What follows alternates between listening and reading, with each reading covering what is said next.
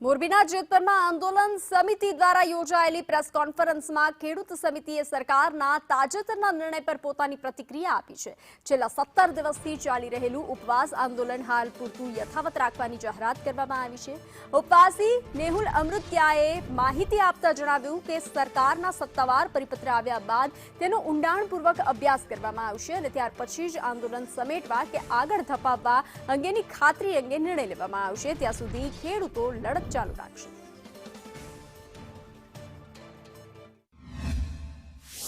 સરકાર શ્રી દ્વારા press conference કરીને જે માહિતી આપવામાં આવેલી છે બરોબર, પરંતુ હજી સુધી પરિપત્ર આવેલ નથી। એટલે પરિપત્ર આવી જાય તે પછી આ પરિપત્ર ગુજરાતના તમામ ખેડૂતોને લાગુ પડે છે। એટલે તમામ ખેડૂતોનો અભ્યાસ કરશે, અભ્યાસ થઈ જશે પછી સાથે મળીને ખેડૂતો નક્કી કરશે કે આગળ શું કરવું। જ્યાં સુધી પરિપત્રની નકલ સર્ક્યુલર ન મળે ત્યાં સુધી આ ઉપવાસ છાવણી ચાલુ છે। તાલુકાના જેતપર ગામે આ મણાત ઉપવાસ ચાલી રહ્યો છે ને રાજ્યભરના ખેડૂતો સમર્થન આપવા પહોંચી રહ્યા છે। આજે વાવ થરાદ તાલુકાના ખેડૂતો અહીંયા પહોંચ્યા છે ને તેમની સાથે ચર્ચા કરીશું। અત્યારે તમે સમર્થન આપવા આવ્યા છો ખેડૂતોને, તમારા જે વિસ્તારમાં વીજપોલ આ જ રીતે નીકળે છે?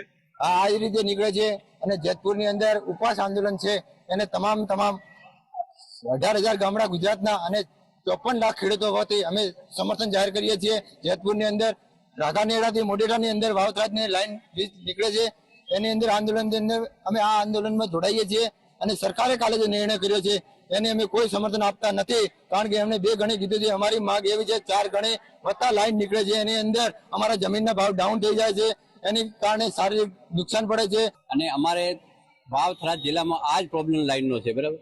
હવે એ સરકાર જેટલી વાર જે નિર્ણય ડિસિઝન નહીં લે એટલી વાર અમે અહીં રોકાશું અને જરૂર પડશે તો અમે વાવ-થરાદમાં આ ઉપવાસ આંદોલન પર બેસીશું। તમે મોરબીના સુરેન્દ્રનગરના વિડીયો જોયા હશે કે જેમાં પોલીસ પ્રોટેક્શન લઈને આવે, દમન કરતા હોય એવા પણ વિડીયો। આપના વિસ્તારમાં શું સ્થિતિ? અમારા વિસ્તારમાં હજી પોલીસ અમારી અમે આવી નથી, બરાબર। અમે હજી સુધી લાઈન ઊભી કરવા માટે આપ્યા નથી, એમને ખેતરોમાં અમે પાછા વળતા કરીએ છીએ અને અમારો એક જ માગણી છે કે સરકાર જે બજાર કિંમત છે એના 4 ગણા અમને ભાવ આપે। અલગ અલગ જિલ્લાઓમાંથી ખેડૂતોને સમર્થન આપવા ખેડૂતો પહોંચી રહ્યા છે અને આજે વાવ થરાદ જિલ્લામાંથી પણ ખેડૂતો અહીંયા પહોંચ્યા છે। આજે 17મો દિવસ ઉપવાસ, આ મરણાત ઉપવાસનો દિવસ છે। આગામી દિવસોમાં કેટલા દિવસ ચાલશે તે જોવાનું રહ્યું અને રાજ્ય સરકાર દ્વારા ક્યારે આ ખેડૂતોની માંગ સંતોષશે તે પણ જોવાનું રહ્યું।